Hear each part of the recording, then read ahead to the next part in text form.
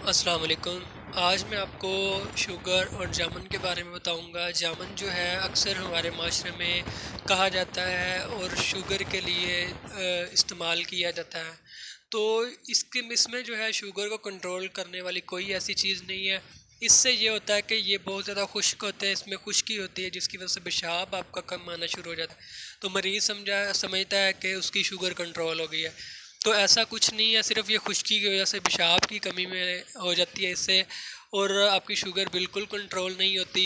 और अगर आप इसका ज़्यादा इस्तेमाल करते हैं तो जिसमें बहुत ज़्यादा खुश्की हो जाती है, जिसकी वजह से एलर्जी हो सकती है, बवासीर हो सकती है, गुर्दे में पत्थरियाँ बनना शुरू हो सकती हैं। तो इसलिए अगर आपने इसका इस्तेमाल करना है, 5-10 दाने सुबह शाम दोपहर, मतलब 3 मरतबा 2 मरतबा इस्तेमाल कर सकते हैं।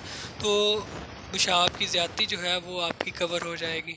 जिनको पेशाब ज़्यादा आता है, वैसे भी मसाने की कमज़ोरी, पेशाब की ज़्यादती है, तो वो लोग इस्तेमाल कर सकते हैं। इसकी गुठली है वो भी खुश्की के लिए इस्तेमाल होती है, वो भी खुशक होती है, वो इसका पाउडर बना के भी पेशाब की ज़्यादती के लिए आप इस्तेमाल कर सकते हैं।